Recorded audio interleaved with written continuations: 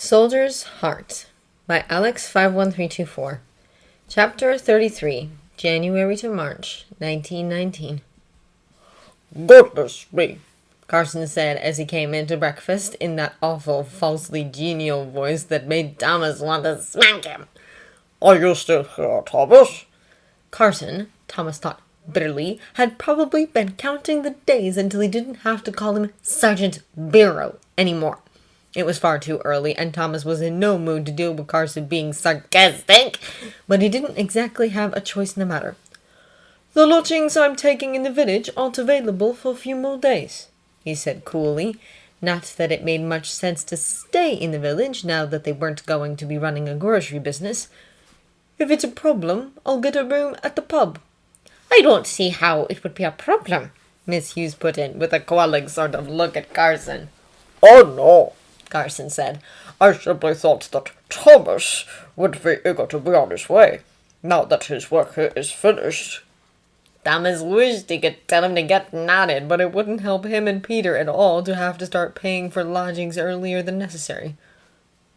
"Why would I?" he said flatly, "when I have so many happy memories of this place?" He must not have sounded quite sarcastic enough, because Anna gave him another arm squeeze. Thomas had very little appetite for his toast and porridge, the former served without butter thanks to the rationing, and the latter even gloomier than usual, and would have liked to make a quick exit, but he and Peter had agreed, for some reason, habit maybe, to meet here after breakfast. If he went down to the village instead, they might miss each other. So he sat and poked at his food, and then, when the rest of them left to start on the day's tasks, found yesterday's newspapers, lit a cigarette, and began poring over the situations vacant. He'd gotten through 2 of the Yorkshire papers without finding anything remotely promising by the time Peter came. Thomas would have suggested they go somewhere else. Anywhere else. But Daisy turned up and offered Peter a cup of tea. "I'd love one," Peter said. "Bit of a chilly walk." So now they were stuck here until Peter finished his tea. When Daisy brought it, Miss Patmore came trailing after her, carrying one of the tins they'd salvaged from the ill-fitted groceries. "Have you any idea what I'm to do with this?" she asked, peering at the label through her spectacles. "Carol Golden Syrup, it says." "How would I know?" Thomas asked irritably. "It's a bit like thin treacle," Peter explained. "We got it in parcels sometimes. I've no idea what you're meant to do with it, but we ate it with bread." Miss Patmore said, and waddled off to the kitchen. "She hasn't paid us for that stuff," Thomas observed darkly. "I'm sure she's good for it," Peter said, pulling one of the newspapers toward himself.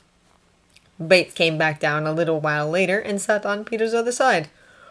"I've spoken to his lordship," he announced. "So what?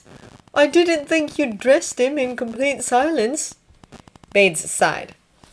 "I mentioned," he said with exaggerated calmness, "that your plans had fallen through, and he said that he has no objection to your staying a week or 2 while you decide what to do next, and he'll make sure that Mr. Carson understands there's no hurry for you to leave."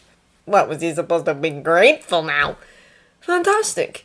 Thank you," Peter said. "It was kind of you to think of us." "You're welcome," Bates said, reaching for one of the newspapers. "Did you know for a while, during the war, he was almost bearable to be around? I'm not sure what happened." "The war ended," Thomas said. Peter gave them both a quelling look. He must have learned it from Anna. They worked their way through the rest of the papers, and Peter finished his tea. Thomas was about to raise the subject of going somewhere else. O'Brien had come back down, and hostilities were sure to break out before long, when Peter asked, "Where's Anna, anyway?" "Upstairs," Bates said. Thomas added, "The housemaids and hall boys are working on getting the rooms back to normal." Peter raised an eyebrow. "What? Don't you think we ought to see if there's anything we can do to help?" Peter asked. "Oh, Peter," Thomas had to tell him. Thomas could just about handle Carson spitting in his face when he'd offered to help with Mr. Matthew, but not Peter's. "Carson doesn't want our help." "Then we'll ask Miss Hughes," Peter said, getting up. Thomas couldn't make him understand with O'Brien listening to every word, or even Bates for that matter, so he followed. On the stairs he stopped Peter with a hand on his arm. "Look, if I try to help around here, All they do is make snide comments about how I must be trying to weasel my way back into a job. So? So we don't need them thinking we're pathetic. Especially not Peter. Peter glanced up and down the stairwell, making sure they were alone. I'll grant you that Carson's a prick and O'Brien's a viper, he said. But the rest of them don't actually want you to leave. That couldn't be true. But of course Peter would think it. That lot of good that does us. It doesn't, Peter conceded. We can't stay here. But picking fights with them isn't going to make leaving any easier. Thomas looked away. Come on, Peter said and continued up the stairs. They found Miss Hughes and everyone in the library, putting furniture and decorative objects back in their proper places. Well, let me see, she said when Peter asked if there was anything they could do to help. We still need to bring the sofas down. Perhaps not, she realized, looking at Peter's left shoulder. Perhaps you could remind the hall boys of where the chairs are supposed to be? She asked Thomas. And Mr. Fitzroy, I'll help with the furniture as well, Peter said brightly. Thomas wasn't sure how that would work out, but it turned out that with 2.5 good arms between them, they could just about manage to move an armchair. As usual, having a job in front of him made Thomas feel a bit better, or at least gave him something to think about other than his problems, which was nearly the same thing. They moved on from armchairs to plant stands and other smaller items of furniture, and then to helping with the bric-a-brac, which had been packed in crates with straw, and so had to be dusted before it was put back out. Most of the items could be carried one-handed, so Thomas wiped them and gave them to Peter to put back. Almost like being junior footman again, isn't it? Peter asked at one point. Almost, Thomas agreed with a fun smile. But they weren't junior footmen, and when the rest of the group, finished with the library, moved on to give the music room a thorough scrubbing in preparation for moving its furniture and ornaments back in, Thomas proclaimed it beneath their dignity to participate, and Peter didn't argue. Thomas didn't particularly want to go back down to the servants' hall either, so they lingered in the library for a bit on the excuse that they were checking for any stray belongings the patients might have left behind. They'd found a few pipes and handkerchiefs and so on when putting the ornaments back, so it wasn't an entirely invented chore. Still, they both started a little guiltily when Lady Sybil drifted into the room, trailing her hand idly along a tabletop. It's strange, isn't it, seeing the rooms back the way they used to be? Yes, my lady, Thomas agreed blandly. She smiled sadly, and Thomas wished he'd called her Nurse Crawley. I feel as though I ought to be helping, she said, but that's finished now. It was. Thomas didn't want to call her my lady again, and so just nodded. I feel so flat, she went on, like champagne the day after a party. You know what I mean, don't you? Sergeant Barrow? He did, and he knew what she meant by calling him Sergeant Barrow, too. She wanted to pretend that nothing had changed, that they could still talk as friends. Well, why not? I do, he said. Nurse Crawley. Of course I can't be sorry that the war's over, she continued. Oh, glad that it happened. But I know now what it is to work, to have a purpose, and to fit in with people who don't have the same kind of life as I've had. My old life seems so much smaller than it did. Thomas nodded. Corporal Rollins was saying that right before he left. How we'd not have ever been friends without the war. It was terrible, but there were a few good parts. It's a shame we can't keep them. Yes, Nurse Crawley, Lady Sybil said. She squared her shoulders. I fancy a walk, she said. Join me? That meant she wanted to cage a smoke. He glanced at Peter, who nodded. We'll get our coats. They got their coats from downstairs and left through the kitchen door, taking the path along the side of the house to meet Nurse Crawley at the front door. They could pretend all they liked that nothing had changed. That didn't make it true. They walked toward the Etruscan temple, talking idly of the people they had known together, patients and fellow staff. When they reached the folly, Thomas passed around cigarettes. You're going to have to either give them up or stop buying your own now, he pointed out as he lit Nurse Crawley's. She didn't answer at first, and Thomas started to wonder if he'd overstepped. Perhaps, she finally said. But you see, I've made a decision. Thomas had a pretty clear idea of what that decision was. Reflexively, he almost pointed out that it was better if he didn't know. But why not? He didn't answer to Lord Grantham any more, or Sister Crawley. She went on. I've had an idea. I had it a while ago, in fact, but I couldn't... I had to make my decision before... I'm getting this terribly muddled. Start over, Peter suggested. It was a thing he'd said to Thomas sometimes when they were younger, and he was struggling to say something. Perhaps I'd better, Nurse Crawley said. Anna told me about how your plans to go into business have fallen through. What that had to do with Lady Sybil running away with a chauffeur, Thomas had no idea, and he wished she hadn't brought it up. They have, he said, as politely as he could manage. Not politely enough, apparently, because Peter felt the need to explain, it's a bit of a sore subject. Of course, she said. It must be very disappointing, but you see, I had an idea for something you could do. If she was going to suggest he valet a crippled gentleman, Thomas was going to scream. She took a deep breath. Bronson is going back to Ireland. Soon, I mean. He was waiting until the end of the war because... She blushed. Well, that bit isn't important. What is important is that Papa will need a chauffeur. At least Thomas thought gloomily it was a new useless suggestion. The chauffeur isn't under Carson's supervision, she continued. I asked about that particularly, and the gear shift and handbrake are on the right.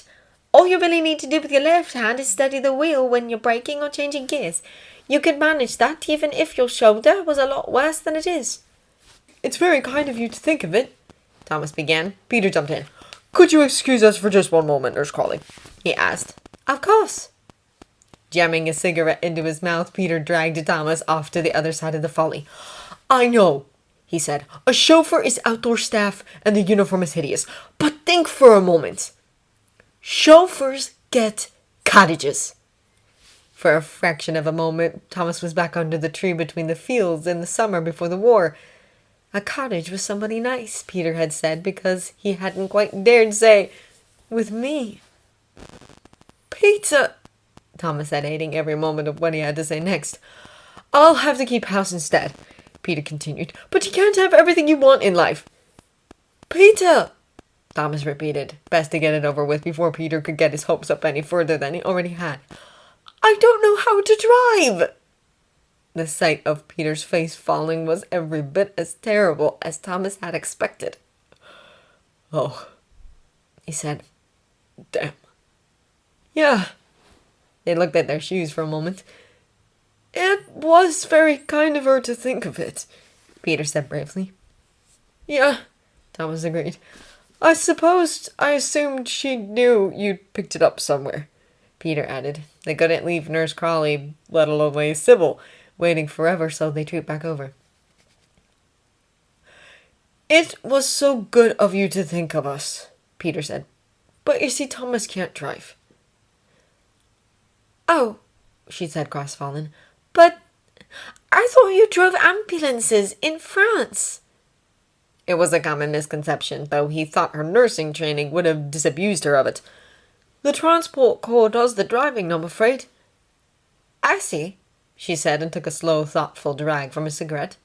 Bronson can teach you. Oh, bloody hell, the last thing in the world that he wanted to do was find some way of politely getting across to her that her idea, an idea Peter liked, wasn't going to work.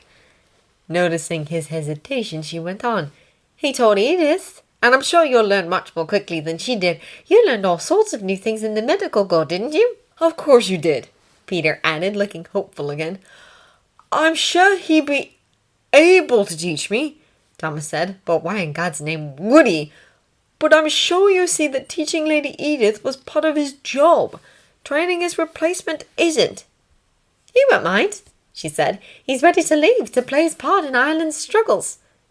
That wasn't quite the point, but before Thomas could figure out how to say it, Peter did. It would mean a delay, he pointed out. I'm sure Thomas will learn quickly, but if he's that eager to leave. He's been waiting this long, Nurse Crawley said, blushing again. He'll do it if I ask him to. Of that Thomas had little doubt, but he didn't know why she'd ask him to, either, unless he'd misunderstood about her decision and she wanted a friend in the garage after Branson had gone to drive her places his lordship and her ladyship didn't know she was going. And if he hadn't misunderstood, after Branson left, she wasn't exactly going to be in a position to influence his lordship's choice of a replacement. He wished he could pull Peter aside again to point out these problems, but it didn't seem a good idea to keep ditching her to talk behind her back when she was trying to do them a favor, especially if there was a chance, however slim, that it might actually work. Have you mentioned this to his lordship yet? Not this exactly, she admitted, but I said we ought to try to find something for you, and he agreed. Right, that was probably what had prompted him to tell Bates to tell Thomas that he could have had his footman job back if Carson didn't hate him. He may have his own ideas of what he's looking for in a chauffeur, such as someone who already knew how to drive. I could persuade him, Nurse Crawley said. He found a place for his war chum, even though Mamma and Carson didn't think it was a good idea. I don't see how he can refuse to do the same for mine. It wasn't even remotely the same, but Thomas couldn't think of a way to explain why it wasn't. I think it's worth trying, Peter said. You can have a driving lesson or two, if Branson's willing, and at least see if you've got an knack for it before you decide. Thomas hesitated, and Nurse Crawley apparently decided that silence was as good as consent. We'll talk to Branson together, she said. He's taking Mamma to a luncheon in York, but he'll be back by mid-afternoon. From this, Thomas guessed that she hadn't discussed this plan with Branson yet either. After a brief consideration of whether Branson would find it easier to refuse with or without an audience, he said, "All right." The rest of the morning, Peter enthused about Nurse Crawley's plan and how certain he was that Thomas would make a good chauffeur. "You're good at sport," he pointed out. "I'm sure that'll help. Hand-eye coordination and all that. And mechanical things." Thomas wasn't sure how being good at fixing clocks related to driving, but didn't argue. Peter did at least have to give the subject a rest at lunch. Nurse Crawley had warned them that no one else knew yet that Branson was leaving, and then they went back upstairs and helped with the furniture moving again until it was time to meet Branson. Nurse Crawley was lingering in a very obvious way on the path that led to the garage. Honestly, Thomas wasn't sure how the whole house didn't know about her clandestine romance, though he supposed he wasn't in a position to cast stones on that score. If Thomas had any doubts about precisely what decision Nurse Crawley had made relating to Branson's departure, they were dispelled by the way his face lit up when she entered the garage. If she'd handed him the mitten, he would have been looking at her like that. After the two had shared a meaningful hand clasp, during which Peter and Thomas averted their eyes, Nurse Crawley got down to brass tacks. As she explained her plan, Branson looked like Thomas had felt when he'd realized he had to tell Peter that the plan wouldn't work. "I don't mind teaching Barrow to drive," he said when she'd finished, "but there's a lot more to being a chauffeur than driving the car." He looked over at Thomas. "Do you know anything about motors?" "Damn it!" "Not a lot," he admitted. "The hard part of the job is maintaining the cars," he said. "Anybody can drive. I don't suppose you know how to adjust a carburetor, fix a tire, change the crankcase oil?" Now Thomas was starting to feel a bit insulted. "Is it anything like giving somebody a blood transfusion?" he asked. "'Cause I know how to do that." "He can fix clocks too," Peter said helpfully. "Won't that help?" "A motor car is not very much like a clock, no," said Branson. He looked regretfully at Nurse Crawley. "I'm sorry, but I wish you'd mentioned this to me first." Nurse Crawley was undeterred. "But you could teach him all of those things, couldn't you? I mean, you weren't born knowing them." Branson shot Thomas a look that said, "Please explain to her why I can't just teach you everything you need to know to do a job you're completely unqualified for." Thomas shot one back that said, "She's your girlfriend. You tell her."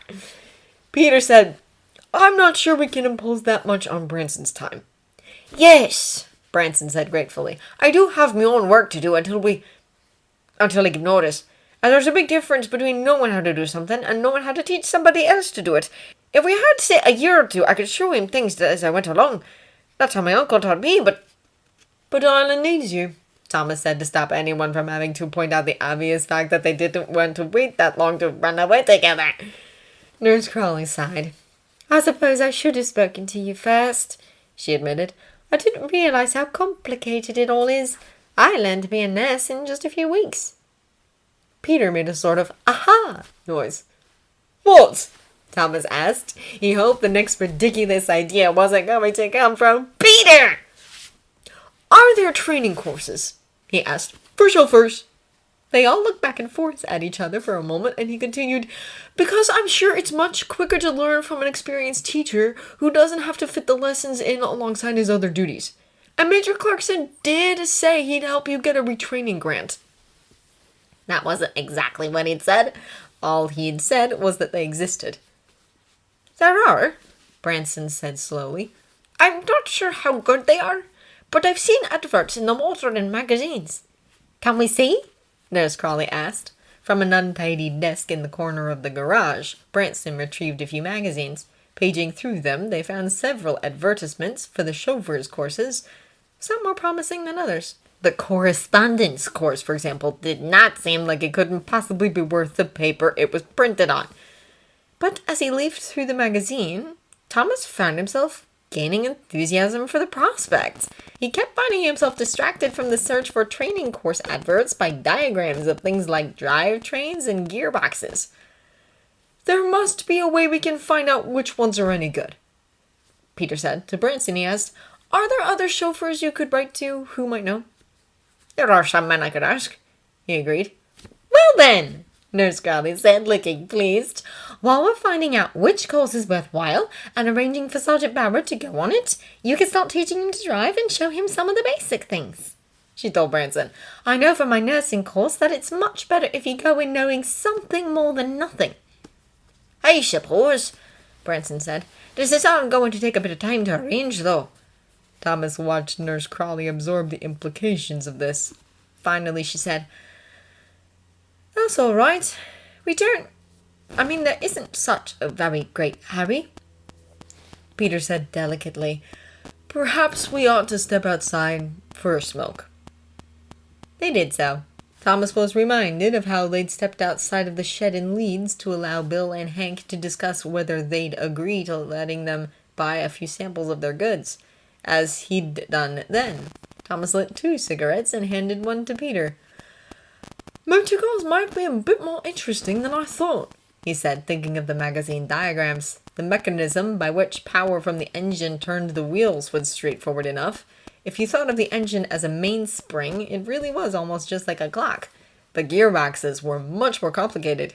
He hadn't gotten a long enough look at the diagram to understand exactly what happened when you shifted gears. He'd known a chauffeur or two who'd insisted they weren't properly servants, but more of a skilled trade like tutors or the chaps who looked after the paintings in library. Are they? Peter asked. He took a puff from his cigarette. This is starting to seem like more of a long shot than it did earlier.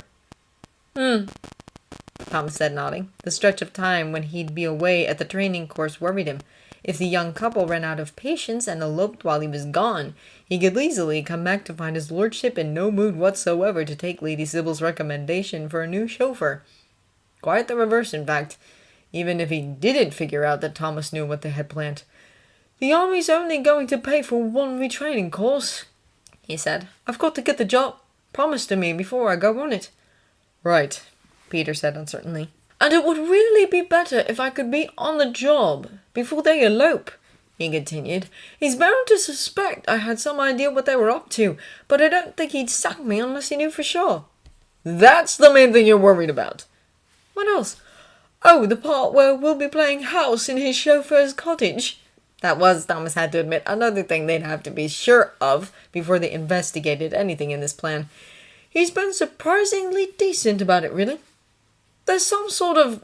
Bates won't tell me the whole story, but there were 2 blokes like us in the regiment in South Africa, and he likes to be generous. Fair to his tenants, kind to his servants, that sort of thing.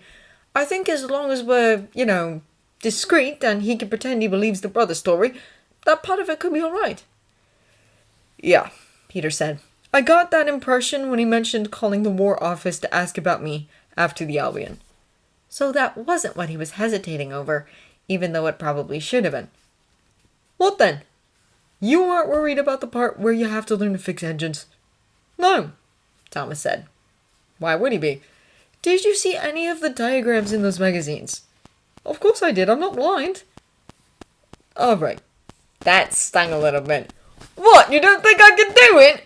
I don't think I could do it, Peter said. But then I don't understand clocks either. Clocks are easy. Peter finished his cigarette and tossed the end down.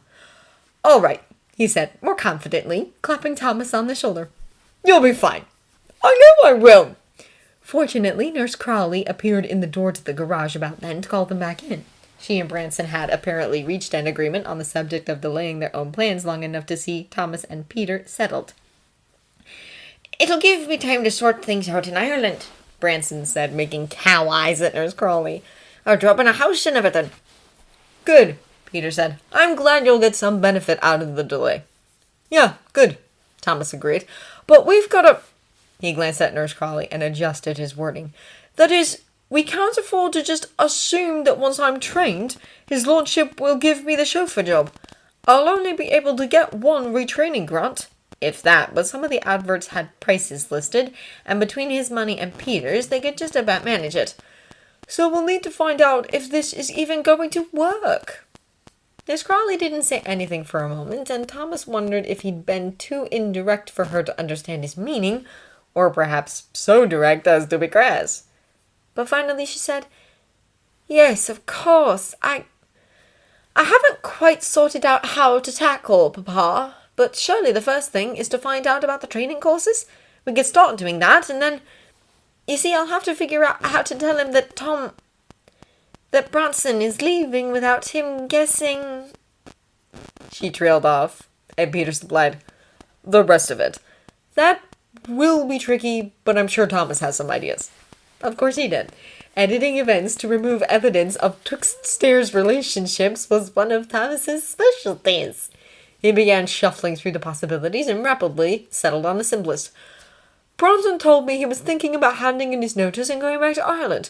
You asked me about my plans, officer to NCO sort of thing, and I told you I was wondering if there might be some way I could be the chauffeur, because of my experience driving ambulances in France, you know. That neatly nipped her relationship with Branson out of the picture, but it gave Thomas a bit too much initiative for his lordship to feel like he was properly playing Lord Bountiful. And Nurse Crawley might not like giving up the credit for her idea. He went on. You thought it was a good idea, but then Branson told me the bit about needing to know how to maintain motors, so I went back to you and said, never mind, it's no good, but you thought of the retraining grants and looked into courses for me. There, she could have the credit for Peter's idea instead. He thought of an additional incentive to add, and if anyone notices you talking to Branson, it's because you're both working on something to help me. They all agreed to that approach, though Nurse Crawley said, But what if Papa wants to know why Branson has told you about his plans before anyone else? He won't, Thomas said. For all he knows, we've been best mates for years. Oh, she said. Yes, I suppose so. She looked a little embarrassed, and Peter said fondly, Thomas used to do that. Come up with explanations for every last detail. That was one of the things Thomas had learned from Wardmaster Tooley.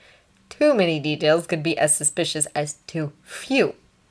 Branson said, Before we go telling his lordship anything, I need to start showing Thomas his way around an engine and find out if he's any sort of aptitude for it. Like he said, we need to know if this is going to work before we get too far ahead of ourselves. Thomas couldn't really argue with that. He knew that the part of the plan that depended on him learning about engines would work, but any story that put Branson and Nurse Crawley in the same conversation carried a slight risk of drawing attention to their arrangement. He couldn't blame Branson for not wanting to take that risk for no reason. And if his shoulder was going to be a problem, better they know that before he and Peter got their hopes up too much.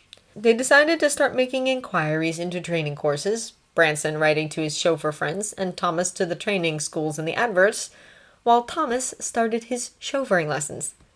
That way, Nurse Crawley pointed out practically, we won't be wasting time while we're waiting for replies.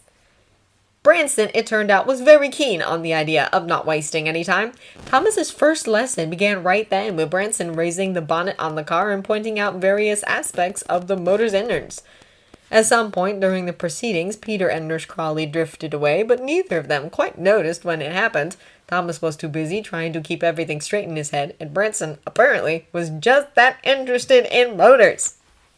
By tea time, Thomas thought he was beginning to get a handle on things. They agreed to meet again the next day to pick up where they left off, and, even better, when Thomas asked if he could borrow the motoring magazines, Branson went to his cottage and fetched not only an additional stack of them, but several books on the subject. "And how was Sergeant Barrow's lessons going?" Lady Sybil, just Sybil, now she was going to be his wife, added once they had finished kissing for the moment. "Well enough," Thomas admitted grudgingly. "He's clever, I'll give him that." Tom had thought that the stack of reading material he'd given Barrow on the first day would, if not put him in his place, at least make him think twice about what he was taking on. But he'd not only taken them without blinking, he'd come back the next day with pertinent questions about the first few chapters. "Tell me the truth. You only agreed to teach him to humor me, didn't you?" Tom couldn't deny it. The thought of delaying their marriage for weeks, even months, while Barrow learned to be a chauffeur was agonizing.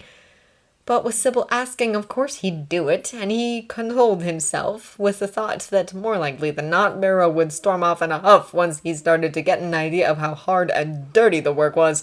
As a proud Irishman, Tom thought all Englishmen were a bit effete, and one who was an actual poof on top of it surely had to be a bit too dainty to work properly on motor cars. He'd been mistaken. Barrow always looked a bit like a wet cat when he was getting into the coverall Tom lent him for working on the cars, but once he'd had a minute or two to adjust to the indignity of it all, he didn't seem to notice that he was getting his hands dirty. And he even, once Tom had worked out the trick of throwing new information at him just slightly faster than he could take it in, forgot to be another brick. At least as long as Tom didn't make the mistake of trying to help him when his dad's shoulder made something difficult. "It's not the right sort of work for everyone," he told Sybil tactfully. "I had my doubts it would suit him." "Everyone thought that about me and Nessing," she pointed out. "But you mustn't humour me once we're married," she continued seriously. "We're to be partners. If you disagree with me, you must say so." "Oh?" he said teasingly. "You'd like me to lay down the law like a Victorian paterfamilias?" "No," she said, her eyes twinkling. "But how am I to argue my side if you haven't presented yours?" That, Tom had to admit, sounded more like her. "Now I see. You want to know when I disagree, so you can tell me I'm wrong." "Of course not," she said, "except when you are wrong." This was going to be a very different sort of marriage from what his parents had. But Tom already knew that. "What's that you're reading so intensely?" O'Brien asked in her buttermilk voice. Thomas was in the servants' hall reading one of his motor car books. He'd been spending as little time as possible there lately, trying not to wear out his welcome, as it was now about 10 days since his lordship had said he could stay a week or two. But today he and Branson were meant to be changing the oil in the touring car, only Lady Mary had suffered some emergency that could only be resolved via a shopping trip to Ripon. He was nearly completely sure he could have done the oil change in the tourer on his own. They'd done the landaulette yesterday, so Branson could have taken Lady Mary to Ripon in that. But Branson hadn't trusted him, so here he was. "It's called How to Mind Your Own Business," he said, studying a diagram of a high-tensioned magneto. "I only wondered," she said, all injured innocence. "There's no need to bark at me." After waiting just long enough that he wouldn't feel she'd chased him out, Thomas went out for a cigarette, taking his book with him. He was just getting back to his diagram when Anna stepped out too. Thomas sighed inwardly. Another reason he'd been avoiding the servants' hall was that he didn't know whether Anna knew anything about Nurse Charlie's plans, nor, if she didn't, how she'd react to finding out that he'd known and hadn't told her. It had, after all, been his withholding of a secret relating to one of the young ladies that had led to his rupture with O'Brien. Thomas thought pretty well of his chances for keeping the upstairs lot from realizing he must have known something about Branson and Nurse Charlie's plans, but it wouldn't be nearly as easy to pull the wool over Anna's eyes. "We haven't seen much of you lately," she said, taking a seat next to him. "I've been busy." Damn! Now she was going to ask what he was busy with. "Nor of Mr. Fitzroy," she added. Thomas wasn't sure if that was better or worse. "He's helping Miss Crowley with the kitchen soup, man," he explained. She's working on getting them the benefits they're entitled to. Pensions, retraining grants, that sort of stuff. Thomas wasn't sure it was a good idea to be helping other people with getting retraining grants. There was only so much money to go around. But that wasn't the sort of thing you could say to Peter. A lot of them have trouble filling in the forms and everything. He's gotten his pension, hasn't he? Yeah, Peter had gotten a half pension. Apparently they thought that having half the usual number of arms, he'd be able to earn half his living. As with so many things involving army red tape, it made sense only if you didn't take into account how the world actually worked. Namely that no one was hiring men to do half a job. It'll be a bit of a help, but not enough. And are you... I don't mean to pry, she added quickly, and no one said anything about it being time for you to move on or anything like that. But she couldn't help wondering, of course. And if he didn't say something now, it was going to be obvious he was keeping secrets. Fortunately, there were parts of the truth that he could tell, and her reaction to hearing them just might give a hint as to whether she knew what Lady Sybil was plotting. I'm looking into the retraining grants too, he said. With an inward sigh, he held up the book so that she could see the title. A Practical Handbook on Motor Cars in the Operation, Maintenance, and Repair. One idea we had was if I could be a chauffeur, but it's a bit more complicated than I thought at first. Anna frowned. I didn't know you could drive. You pick things up, Thomas said with a shrug, and Branson's showing me a few of the finer points. He had in fact had a couple of driving lessons in addition to the motor maintenance ones. It wasn't terribly difficult, but his shoulder did give him some trouble when it came to making tight turns at low speed. That's kind of him, Anna said, and was there a hint of hidden meaning in her tone? Thomas wasn't sure. She continued, It does make sense with Mr. Fitzroy. Lots of chauffeurs are married. I mean, they bring families with them, so it wouldn't... Thomas took pity on her. Exactly. It's about the only thing in service where it's not unusual to have dependents. Not that Peter was dependent, but that was the story they could tell. That's why we thought of it. In fact, Thomas had wondered a time or two whether if his lordship didn't agree to give him Branson's old job, it might be worth using the retraining grant, if he got one, on a chauffeur's course anyway. But there's a lot to learn. It turns out driving is only the smallest part of it. Branson hadn't been lying about that. This book had nearly 400 pages and devoted about 4.5 of them to the subject of driving. It spent over 10 times that on magnetos alone, putting aside the rest of the electrical systems. Well, I'm sure you're clever enough, Anna said loyally. Have you... She hesitated. Thomas raised an eyebrow. Hasn't Mr. Branson been talking about going back to Ireland? She said. He's been talking about it for years, Thomas pointed out. He has, she agreed. I suppose there's no way to know when or if he'll go through with it. We don't really talk about that, Thomas said, which was true. They pretty much only talked about cars. I've been helping him a bit in the garage, he went on, because sooner or later someone was bound to notice that he was. So I've learned a fair bit about the quirks of the cars here. Would be a bit of a leg up if he does decide to bite the bullet. It would, she agreed. But, well, you're not putting all your eggs in one basket, are you? She didn't know that. She knew why Branson had been hemming and hawing for so long over the question of leaving Downton Abbey, of course, but not that a decision had been reached. No, like I said, it's just one thing we're thinking about, but a lot of the training courses say they help you find a place once you finish. Gwen's secretarial course said that, Anna pointed out. I remember. That was one of the many things that led him to read the materials sent by the schools in response to his queries with great skepticism. Bronson's asking around among his chauffeur friends to see if any of them know of a course that's worthwhile.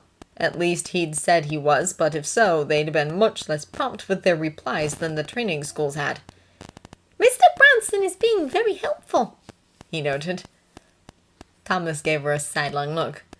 I believe he's been asked to be. The look on her face suggested that she didn't need to ask who had done the asking. I see. Later that afternoon, Thomas found himself once again on his back on the floor of the garage. This time, though, he was under the landaulet, trying to remove the differential housing. Thomas still didn't quite understand how the differential worked. Its job was to allow the right and left wheels to go at slightly different speeds when turning, but precisely how it achieved this feat was a mystery. Since the tourer had to cool down from its journey to Ripon before they could open its crankcase, Thomas had thought this was a good time to investigate the matter. The trouble was that removing the housing was a two-handed job, and it was in an awkward spot even if you did have full use of both arms.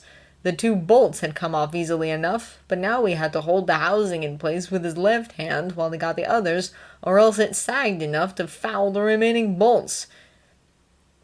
If Thomas positioned himself so that he could get his left hand high enough to steady the bloody thing, he couldn't get enough leverage on the wrench to get the bolts off. "Fuck!" Branson's shoes came into Thomas's field of view. "You alright?"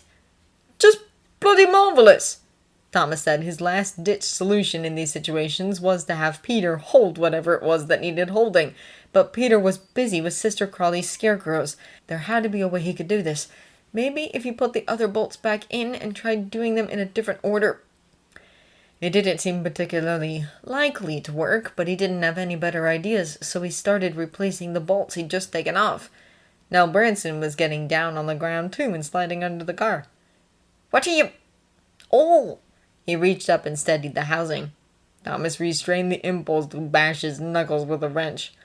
"I'm fine," he snapped instead. The point was that he had to be able to do these things himself. If he actually got the job, he wouldn't have Branson to bail him out every time he got stuck. Branson sighed testily. "I'm not doing anything Fitzroy couldn't do," he pointed out. "Would you feel better waiting until he gets back to do this?" Thomas would, in fact, but there was no dignified way to admit it. Instead, he said, "You have to use your right hand." Since Branson was using his left, he couldn't be sure that Peter could do what he was doing. "Oh, for fuck's sake," Branson said. He crawled out from under the car, turned around, and crawled back under it, putting his right hand on the housing. "Happy now?" Ecstatic! Removing the housing was now the work of a moment, and the differential gears were revealed. Branson began pointing at the parts, which did not make it any easier for Thomas to set them in motion in his mind. "There's your crown wheel," he said, "and your worm gear." "Oh no!" Thomas snapped. Branson withdrew. With a bit of peace and quiet, Thomas was soon able to sort things out. The movement of the paired worm gears was engaged by the pinions, of course, and that was the trick of the thing. Once he was sure he had it all straight, he went to put the housing back on, and of course the problem it had with removing it occurred again. Sliding out from under the car, Thomas found that Branson had retreated to the tourer and was polishing it a little aggressively. He said. Wordlessly, Branson came over and held the housing for him. "Thanks," Thomas said awkwardly. "Yeah," Branson said curtly. Thomas nipped outside for a cigarette, and by the time he came back in, Branson seemed in a better mood. The turbo's engine was cool enough to work on now, and once they had the crankcase off and the old oil drained out, Branson began pointing out the differences between this engine and the Landlets. "This one's a 6-cylinder, which is actually more complicated because the cylinders have to fire in pairs of 2, but counterbalance each other in groups of 3. It was a very pretty puzzle, and Thomas was glad he didn't have to work it out in his head. The engine could be turned over by hand slowly enough to see how all the parts worked. Branson pointed out several things that could go wrong with the mechanism, and described the symptoms each would produce. Then they got on with cleaning everything out with kerosene and putting it all back together. By that point, Thomas thought that Branson was in a good enough mood to handle some of his more pressing questions about magnetos. "Enough!" Branson finally said. "Tomorrow I'll show you how to test the specific gravity in the batteries, alright?" That was only tangentially related to magnetos, but Thomas decided not to press his luck. "All right." Once they'd finished putting the tools away, Thomas shed the dreadfully unflattering boiler suit he had to wear if he didn't want to ruin his clothes, and started down for the village. Peter's other project, besides helping Miss Crawley with the crippled men, was learning to cook. His strategy for doing so had begun and ended with asking Miss Entwistle to teach him. Peter was always doing things like that, just asking people for things he had no right to expect. And what was especially maddening about it was how often it worked. By now, Peter had mastered tea cakes, bean soup, and a number of other dishes. Today's lesson was shepherd's pie, and Thomas was invited to stay and eat the result. As they ate, Peter amusingly described his struggles to figure out a way to peel a potato one-handed. "I'm afraid we may be limited to jacket potatoes," he warned Thomas. Nonsense, Miss Entwistle said. Mr. Barrow can peel them when he comes in for his tea, can't you? Thomas agreed that he could, but he thought of his own struggles with the differential housing and wondered if Peter would be satisfied with that solution. He got a chance to ask later on when he and Peter repaired to the pub for a pint.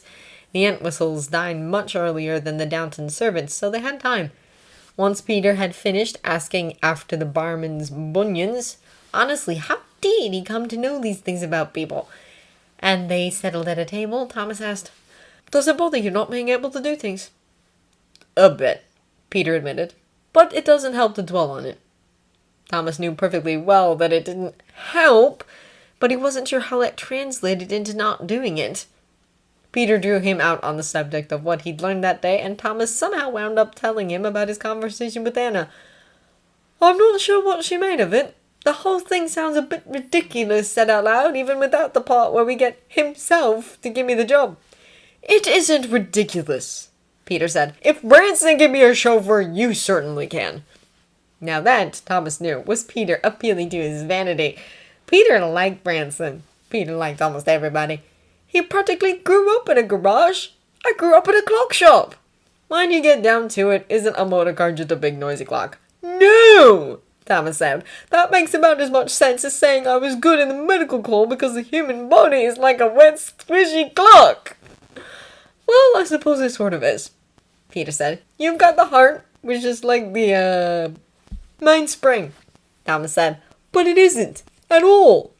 They debated the subject until they'd finished their pints, then went and had a game of darts.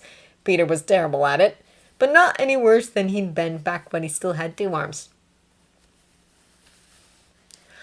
"I've been thinking," Miss Crawley said, "that what Sergeant Barrow's application really needs to finish it off is something about you." "Ma'am?" Peter said dubiously. They had been working on the application together before and after their soup kitchen work. Miss Crawley had never quite let on whether she knew the true nature of their relationship, and Thomas had said that he wasn't sure either. If she did know, he thought, she'd realize it was the last thing they ought to draw attention to. "They may wonder why he doesn't seek opposition as a valet," she said. "It may help if they understand that he needs a position that allows him to fulfill his family responsibilities." Family responsibilities was a phrase used in the application materials in describing other information that the reviewers might find useful. "I expect it's wives and children they have in mind when they ask about that," he pointed out. "They likely do," she agreed, "but perhaps they ought to be encouraged to think about the subject more broadly. After all, this grant will help 2 disabled soldiers to rebuild their lives." Put that way, it was difficult to argue with.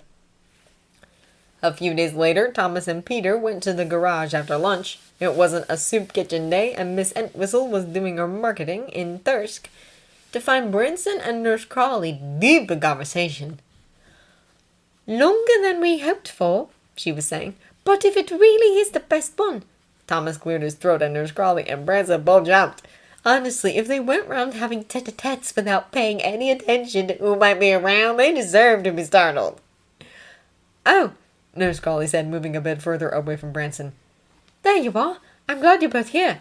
Tom has gotten some answers about the training courses." She'd lately taken to calling Branson by his first name in front of the 2 of them. Thomas wondered if she was ever going to get over blushing when she said it. "Oh?" he said. Branson didn't look too pleased by what he'd found out, which could mean almost anything, really.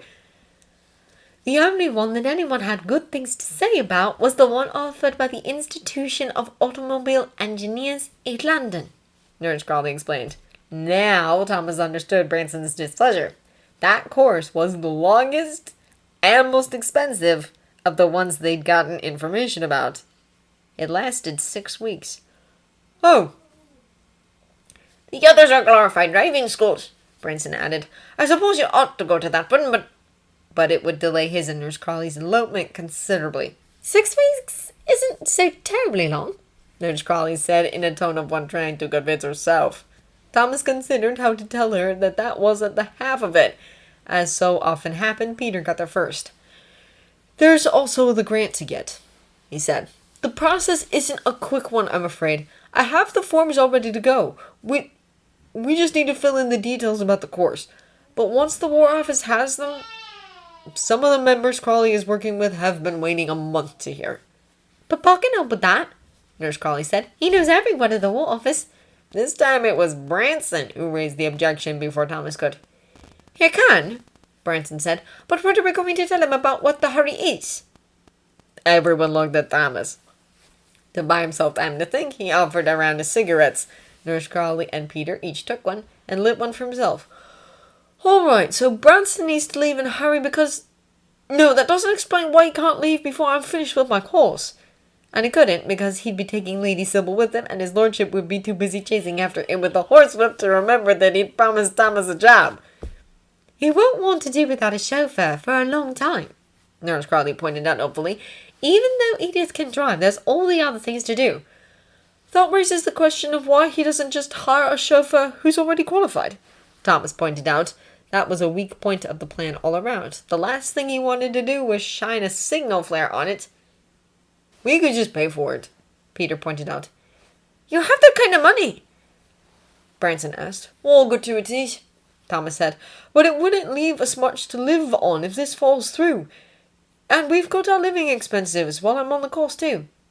"Oh, that's easy," Nurse Crawley said. "You can stay at the London house." Thomas wondered just how many favors she thought Lord Grantham would be willing to do for him. Giving him the chauffeur job when he wasn't really quite qualified for it yet was already a lot to ask, on top of the bit where he'd be letting two queers live in sin in a cottage he owned a minute's walk from his front door. In fact, now that they were nearing the point of actually asking it, Thomas was beginning to wonder if he'd gone temporarily insane, even to think about it. Returning to the problem of paying for the course with or without a War Office grant, they went round and round on the subject, but there were really only 3 possibilities, each unsuitable in their own way. Thomas and Peter could pay for the course themselves. Branson and Nurse Crawley could delay their marriage indefinitely while they waited for a response about the grants. Or Nurse Crawley could try and ask his lordship to expedite it without supplying any sort of convincing explanation of why he should. In the end, the best they could come up with was for Nurse Crawley to play things by ear. "If Papa likes the idea, I'll ask him about helping with the grant," she said. "And if you can stay at the London house. But if he's difficult to convince, I'll leave out those parts." Thomas would have preferred a more ironclad plan, but they had to work with what they had. "Well," he said once Nurse Crawley had started back up for the house, "if it isn't going to work, at least we'll know." He didn't realize that he was hoping Peter would say, "Of course it will work," until he didn't. "Papa," Sybil peered around the door frame to Robert's dressing room. "Before you go down, can we talk?" "Of course," Robert said, and Bates gathered up his day suit and discreetly left through the other door. "What is it?" "Have you—" She hesitated long enough for Robert to start to wonder what outrageous thing she was about to ask. He and Cora had spoken about what they'd do if she wanted to continue her nursing work now that the war was over, but they hadn't come to any conclusions. "Have you thought any more about a place for Sergeant Barrow?" That was something of a relief, if only in comparison. "I have thought about it," he said, "but I'm afraid I haven't come up with anything." Bates had given him to understand that Barrow was just about as strongly opposed to working under Carson again, as Carson was to having Thomas work under him. "I'm sorry," he added. "I know you're fond of him, but this feud with Carson doesn't leave any options, I'm afraid," even leaving aside the matter of Fitzroy. She took a deep breath. "That's the thing," she said. "There is an option." Robert prayed that she wasn't about to suggest sacking Carson and making Thomas butler. "It seems that Branson is planning to go back to Ireland fairly soon. Sergeant Barrow knows how to drive. He picked it up in France, so we thought he might be able to do that. He needs something where he'll be able to look after his brother, and since lots of chauffeurs have families, it seemed perfect. Perhaps he should have made his prayer less specific. "It's very good of you to think of him," he said as seriously as he could, trying to put himself in the frame of mind that he was speaking to a junior officer trying to fix something up for an NCO, not his daughter trying to find a place for a servant she was fond of. "But I'm afraid that driving is only the beginning of a chauffeur's responsibilities." "I know," she said. "That is, I do now. Once we'd started talking about it, he asked Branson and found out that he'd need to know all about fixing engines and things. So he's been learning as much as he can from Branson, and I've been looking into training courses. The Army offers retraining grants, you see, to partially disabled men, so we can get one of those and go on a course, and then he'll know everything he needs to know." Robert pinched the bridge of his nose. "Just how long have you and Barrow known that my chauffeur is planning to hand in his notice?" Sybil avoided his gaze. I think he's been sort of thinking of it for a while, going back to Ireland, I mean, but he hadn't quite decided for certain until recently, and I didn't hear about it until Sergeant Barrow mentioned it to me, of course. In other words, it was a plot of long standing. "I don't suppose it occurred to either of you that I might want to know about Branson's imminent departure." Of course not. What possible concern of his could it be? "Or, for that matter, that I might prefer to hire a chauffeur who doesn't need to go on a course to learn the job." Sybil folded her hands and rocked back on her heels. "Well, Sergeant Barrow did wonder about that," she admitted, "but I told him I was sure you'd understand, since you stuck up for Bates even though Mama and Carson didn't think he ought to have the job." It would have been a low shot, except that Robert was fairly sure she meant it. "It isn't quite the same. Bates is perfectly capable, not to mention experienced, when it comes to the main parts of his job. It's only the extra duties, waiting at table and so on, where he has difficulty." Not to mention, Bates had saved his life in South Africa. Barrow had only... Well, he had stopped Sybil from making a mistake that might have gotten her drummed out of the nursing corps over that older nurse she had disagreed with. Not to mention keeping Cousin Isabel from taking over the house. And then there was the unspecified problem with which he had helped Matthew in France, as well as his service to the king and that ghastly balls-up over poor Fitzroy being presumed dead, and both of them being crippled. But Sybil was continuing. "Sergeant Barrow is perfectly capable of the job, or he will be once he's finished the course. It's a very good one. Quite a lot of the courses on offer are nonsense, but we made inquiries, and Branson will be able to tell you how much he's learned already." "I'm sure he will." It wasn't as though the man would give his friend anything other than a sterling recommendation. Sybil nodded, seeming to miss his sarcasm. "He really is very clever.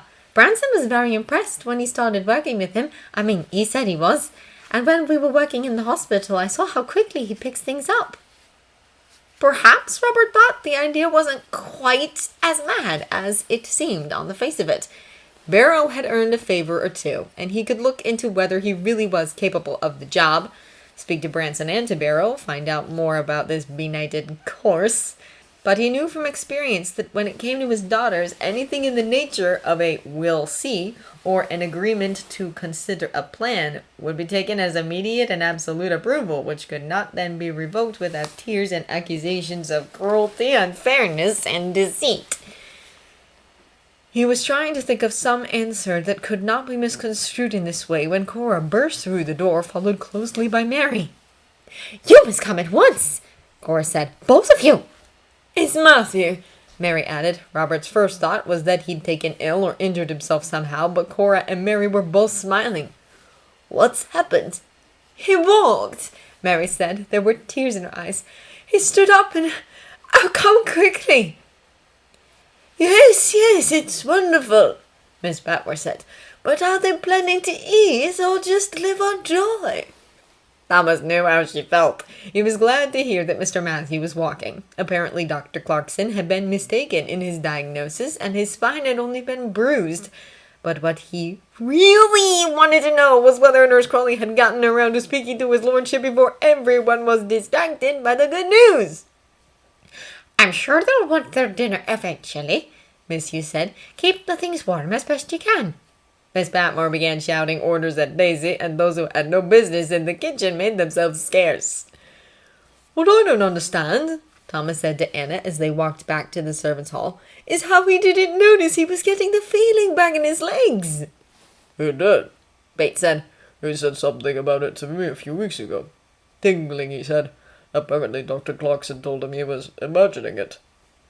"Why didn't you say anything?" Anna asked as they took their seats. "He said not to," Bates explained. "He didn't want to get anyone's hopes up." They went on talking about Mr. Matthew's spine for quite some time, but after Bates's revelation, no one really had anything new to add. Thomas wondered how much more of it he had to listen to before he could go back to his book without anyone accusing him of being insensitive. Sybil wondered if she was the only one who noticed Carson's brief expression of dismay when Papa invited Dr. Clarkson, Cousin Isabel, and Granny to stay to dinner after they'd all been summoned to hear, or in Dr. Clarkson's case, explain, the wonderful news about Matthew. Having worked herself, she knew how disruptive an unexpected change in routine could be, no matter how joyous the cause. While Carson went off to do whatever it was he and the other servants would have to do to accommodate the unexpected diners, Papa handed round drinks, his face bearing the biggest smile she'd ever seen on it. Except perhaps for the night of the concert when Matthew and William had come back. "Isn't it splendid?" he said, handing her a glass of sherry. "Wonderful." She was glad now that she hadn't left yet. To have heard about this in a letter wouldn't be nearly as good as sharing it with her whole family. Except for Tom, of course, who would be her family soon. "Darling," Papa said, taking her hand. "about Barrow." "Yes?" She'd nearly forgotten about Sergeant Barrow in all the excitement. "Well, I think of the good fortune we've had." He gestured with his drink. "If there's something we can do, I think we must. I'll speak to him tomorrow." "Oh, Papa!" She kissed his cheek. "I knew you'd come round." Edith, who'd developed a rather fixed expression as Matthew and Mary, seated on the sofas opposite, talked about their wedding, seized on this distraction. "What are you speaking to Barrow about?" "He's going to be the chauffeur," Sybil explained. "I'll consider it," Papa said, but Sybil knew what that meant. "What about Branson?" Edith asked. "He's going back to Ireland," Papa said. "I'm glad I'm not the last person to hear it." Edith said, frowning. "Do we really need a chauffeur? Everyone drives themselves these days. I could teach the rest of you." "Driving is the least of it," Sybil explained. "I don't expect you'll want to put on a coverall and change the crack case oil, will you? Or crawl underneath and lubricate the gears?" Belatedly, she realized she might be showing a degree of automotive knowledge that would be difficult to explain, and hurried on. "A chauffeur has to know all sorts of things about motors, how to maintain them, and fix them when things go wrong. It's very complicated." "And Thomas knows all that?" Edith sounded skeptical. "We're sending him on a course," Papa said. Under his breath he added, "apparently." "So we need a chauffeur because of how complicated the job is, but we're hiring someone who doesn't know how to do it?" Sybil reminded herself that it couldn't be easy for Edith to watch Mary getting everything she ever wanted. "That's about the size of it," Papa answered dryly. "If there's anything outrageous that you'd like to ask for, now would be a good time." "His lordship wishes to see you," Carson announced when he'd come down from serving the upstairs lunch. "He's in the library." Thomas felt a bit ill. Anna had told him last night that Nurse Crawley had told her that everything was arranged, but of course he'd had no opportunity of speaking to her himself, so there was always the possibility that she'd misunderstood. Perhaps his lordship just wanted to tell him off for having the nerve to involve Lady Sybil in a scheme to set up a love nest on the estate or something like that. He wished Peter were here, but he couldn't exactly keep his lordship waiting, so after giving his suit a quick brushing, he went upstairs. He also sort of hoped that Nurse Crawley would be in the library too when he got there, but she wasn't. "My lord," Thomas said, clasping his hands behind his back, "I was so pleased to hear about Mr. Matthew." "It's the answer to all my press," his lordship said, and then got on to business. "I understand that you've decided you'd like to be a chauffeur." "Yes, my lord. It's a bit of a change, I know, but I've been learning a great deal about it, and there's a course if I'm able to get a retraining grant from the War Office that would, fill in any gaps in what I know. I really do think I'd be good at it, and he was babbling. Yes, my lord, was the answer to the question he'd been asked. Yes, his lordship said, picking up a familiar-looking booklet from the desk in front of him, the prospectus from the course. Lady Sybil has given me some information about the course. I understand she was looking into things for you. Yes, my lord, she's been very kind. It does seem very thorough, and I see there's a comprehensive examination at the end of it. Yes, my lord. Have you applied for this retraining grant yet? Not yet, my lord. That is, I have the application ready, but I haven't sent it in. I think you had better not. Fuck! He wasn't sure which was worse, that he was going to have to keep standing here looking pleasant until his lordship said something he could read as a dismissal, or that he was going to have to tell Peter. The War Office is quite backed up when it comes to reviewing applications, and I'm sure Branson won't want to delay his departure any longer than necessary, his lordship went on. And I do feel that we owe you something for your work in the convalescent home. Here's what I'm willing to do. I'll pay for the course, and upon satisfactory completion of it, give you a trial as chauffeur. But if you're unable to complete the course, pass the examination and the rest of it, that'll be the end of it. Thomas was speechless. He'd pass the exam, of course he would, but knowing up front what the catch was almost enough to convince him this wasn't some sort of terrible joke at his expense. His lordship gestured. I mean, you'll have a suitable reference, but whatever your next plan is, you'll have to manage without any extraordinary favours. Does that sound fair? Yes, my lord. More than fair. More than he'd hoped for, yet there was still one more thing. You understand, my lord, that I'm looking for a place where I'll be able to have my brother with me. I gathered, his lordship said dryly. You'll be discreet, of course. Of course, Thomas echoed, feeling a little faint. He wondered if he ought to have denied there was anything requiring discussion about a man living with his crippled brother. His lordship picked up a pen and drew his checkbook toward himself. One more thing. Bloody hell, what now? My lord? Lady Sybil gave me the impression that you learned to drive in France. Fuck! He had to know that wasn't true, didn't he? Why would he be bringing it up otherwise? Did she, my lord? He asked. That's, a common misconception. It's the transport corps that drives the ambulances. So Dr. Clarkson informed me, his lordship said, positioning the pen to write the check. I take it you do know how to drive. Yes, my lord, Thomas said, wondering exactly how much more his lordship knew. Could he make something up about how and where he'd learned? The pen remained poised above the checkbook. Brunson taught me, my lord. I thought he must have, his lordship said, and began to write. By the time Thomas got back downstairs, check in hand, Peter was there. Should all work out nicely, he was saying to Anna.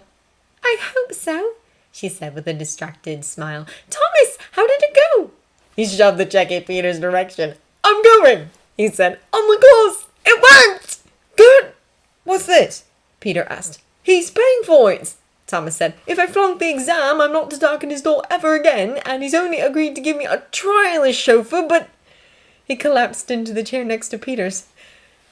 It worked, he repeated. Under the table, Peter pressed his foot against Thomas's. I've got a bit of news too. What's that? While we're in London, I'll be doing a course of physiotherapy and rehabilitation. Learning all the tricks of doing things one-handed. Miss Crawley's been working on setting it up for me.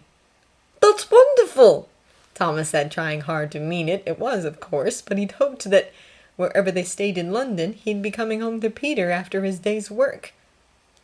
At the Royal Orthopedic? I know my way around there pretty well. I expect I can smuggle you out from time to time.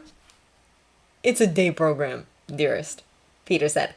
At Queen Mary's, as it happens. We'll have to work out where we're going to stay, but wherever it is, we'll stay there together. That, Thomas thought, might be the best news he'd heard all day. Later that afternoon, Peter talked Branson into showing them his cottage, the cottage that would, once Thomas had done his course and passed his exam, be theirs. It wasn't large. 2 rooms up and down, plus a small kitchen and an even smaller bathroom, but it looked like it would be comfortable. More importantly, it was private and not under the roof of Downton Abbey. The bedroom Branson was using had a double bed in it, too. Painfully aware of Branson's presence, neither of them commented on this feature. The other bedroom had a single bed, like in the servants' quarters, and a thin coating of dust. The chauffeur, before Branson, had had a kid, Thomas remembered vaguely. "This one can be yours," he said. Branson probably knew, but there was the principle of the thing. "All right," Peter said, straight-faced. "I can fix it up a bit." From the tiny passageway, more of a landing, really, Branson sighed. "Neither of you actually has a brother, do you?" "Not really." Jamie didn't count. "Why do you ask?" "If you didn't, you know that you ought to be arguing about which one of you gets the bigger room," Branson explained. They were spared having to come up with a reply or stage an argument for his benefit by the sound of Branson's boots clomping down the stairs. Peter took advantage of the relative privacy to put his arm around Thomas. "We'll have to improve our act," he observed. "Yes," Thomas agreed. "But not here. Not in their own house. Here they wouldn't have to pretend to be anything but what they were."